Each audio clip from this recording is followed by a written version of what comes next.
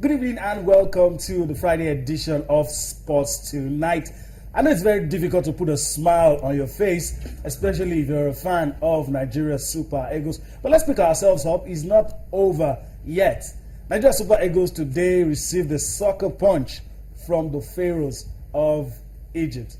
But then again, we can't say to ourselves that it is not over until it's over. My name is Yemi Adebayo, and I have the pleasure of welcoming you to the show tonight. We'll do a post-mortem of what happened right there in Kaduna. What went wrong with the Super Eagles? Well, tonight on the show, it's not going to be all about the Super Eagles. We'll talk cricket on the show tonight. It's Friday, of course. We will give you a slice of chess. What is happening in Nigeria? What's happening across the schools? What's happening outside Nigeria? And, of course, globally, in the world of chess. We'll be doing all of that for you, and hopefully our man Austin Okonakpan will be letting us in on what transpired, what happened, the behind the scenes, the things that you probably will not get to hear about. He'll be doing that for us on the show, telling us what happened and helping us to feel the pulse of the fans right there in Kaduna. Okay, let's quickly invite you to everything that we're doing on the show. We've always told you that you're an integral part of everything we're doing on the show. We want you to, speak out and be heard, as we always say. Give us your opinion, your thoughts, your views on what has happened today, especially about the Super Eagles of Nigeria. Just in case you join us for the first time, you can send us your views, your thoughts on Facebook, right there on your screen. On Facebook, it is Channels-Sports, and on Twitter, it is at Channels_Sports. And it gets better. You can also read all our top stories on our website, that is channelstv.com, and on youtube.com /channelsweb. And of course, you can visit m.channelstv.com to view us live on your mobile device. You can also download the Channels TV app for Android, iOS, and Windows phones from their respective stores. And that helps you to carry Channels Television with you and everywhere that you go. And I can assure you that you won't miss a thing. Okay. They said pictures are worth more than words. We're going to show you what happened today, just in case you missed it for any reason. But maybe you watched it, maybe you didn't see it before. Let's allow you see it, then you make up your mind. Then I'll introduce my special guest to you on the show tonight. Let's give you pictures. Let's allow you to enjoy it and come back for more. If you can, let's allow you to enjoy it and we come back for more on Sports Tonight. Group G and the complexion of the group could very well depend on the outcome of this encounter between the Super Eagles of Nigeria and the Pharaohs of Egypt, who has paid his dues over the years. He's from Argentina, and he has previously managed such big clubs as Mallorca, Valencia, Inter Milan, Real Betis, Palma, and Racing Santander. The center referee for the day, who is from Zambia, is ready and raring to go. And there we go. It's Nigeria with the kickoff. Efe Andrews, Obabona, Mikal,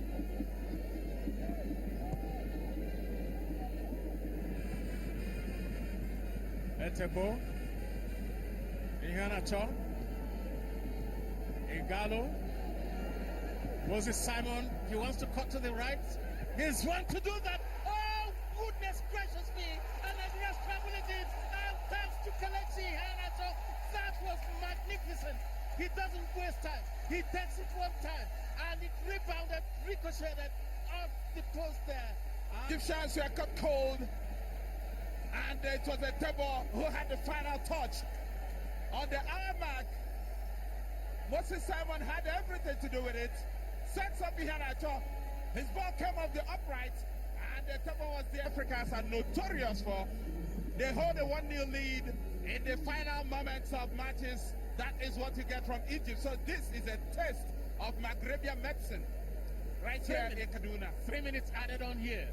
And the full 90 minutes have been played. Nigeria, they need to hold on for just a while longer. And the flag stayed down. It is a goal for Egypt. They've got the equalizer.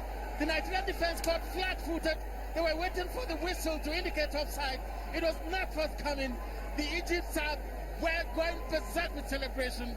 They are delirious. I was just talking about the injury. You can see here, what were they thinking of? Large space for Mohamed Salah, of all people, to run into, simply control the ball and finish low beyond. Kali came in goal. He had all the time and space in the water. He chose his spot.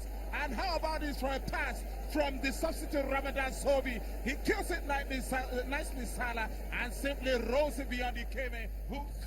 Wow. Looking at that goal again, I mean, I'm speechless. But of course, the show has to go on. I have the pleasure of having with me our former Super Eagles defender, Sam Soldier. What a day to have you back on the show. You're trying to smile, yeah, but it's obvious it wasn't really a good day. Nah, nice for having me, but it wasn't a good day today because we wanted us to win. It didn't happen, but we'll move on. I think the players did okay. Wasn't the result we were expecting, but yeah, what can you do? It's football. Okay, all right. Let's take a look at how things look. This is not where we want to be, but that is where we are. The group standings, the Pharaohs comfortably on top, have an advantage because the next game, of course, will be played in Egypt. So let's see what it looks like. This is the scenario we all dreaded. We thought at the end of this game we'll be on top. But Sam, this is the situation now. The Egyptians, they're on top. They have 7 points. Nigeria with 5. Goals difference of +2. Tanzania 4 points. And the whipping boys of the group, Chad, they probably will have a role to play later on. But we are forced into a situation where we start thinking of calculations and all.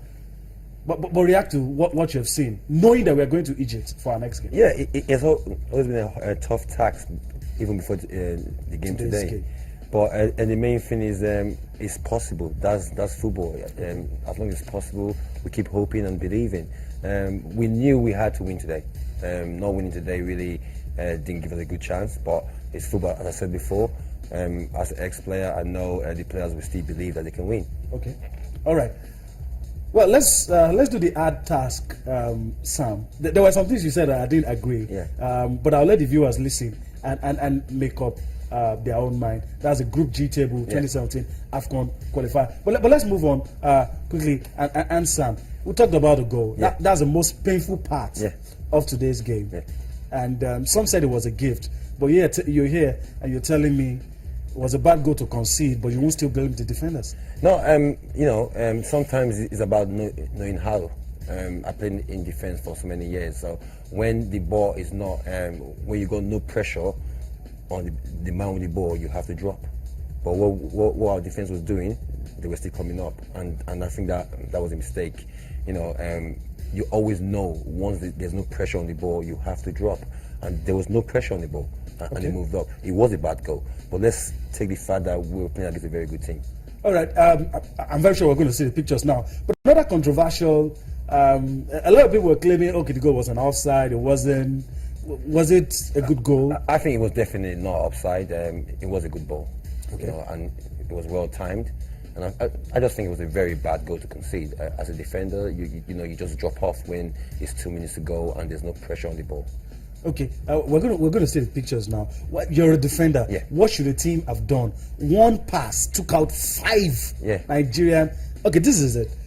Can you just walk me through? What would you have done? At first, what would you have done here? The midfielder should have gone tighter, but at the same time, the defense should have just dropped because the man with the ball did not have any pressure on it. So, it was a bad goal to give away as a defenders, but at the same time, you just have to understand that the ball was a good ball. I'm telling you, it was a bad goal. They were meant to drop off because there was no pressure on the ball. Okay. I mean, looking at that goal, I don't know what to say. But we'll move on. Yeah. You wouldn't still blame the defenders. That's where I'm going. I won't blame the team. I was so proud of the way. Trust me, it must have been a lot of pressure. They were playing under pressure. I know they get paid to be in this kind of situation. But as a footballer, It's a sad day, but at the same time, these players did well. I think for the short period of time Siasia was there to impact that on them, it was I was concerned about the change when we just scored and he made the change. I thought that was not a good idea. You know, when you score a goal, that's when you concentrate. But at the same time, the whole team, I think they did okay. If we had gone away with 1-0, we would say we played well. It wasn't about the performance today. It was about the result, but we didn't get so it. many other talking points from the game. The ball that was cleared on the line. Unbelievable. We would live to remember a lot of talking points. That if that goal had gone in, even if we had conceded, it would still have been. I mean, we always knew that we're trading on the dangerous rope when it was 1-0. We needed the second goal. We did went for it. It didn't happen. At the same time, 1-0 would have been a great result. This was the build-up to our goal. I mean, it wasn't more of, it was more of grit, sheer determination. Great from Kelechi, great. And the way the goal came. I mean, you can see the players are giving everything that they we had. could have held on to this goal. Yeah, the players gave everything they had. Maybe we needed 2 goals, but at the same time, it's a heartbreak. It's football. It happens everywhere. Okay. Let's talk about the team selection. Do you have any issues? Other players that started? Not at all. He is the manager. He watched them trained. He knew about the Egyptians, and I thought he got his spot on. They scored the last minute. I don't think the team selection, did anything to. Another interesting thing, Sam, I'm not a footballer. Yeah. I must apologize. It's easy for me to sit here and criticize. But the situation that had Victor Moses, some said he should have tried to chip the goalkeeper.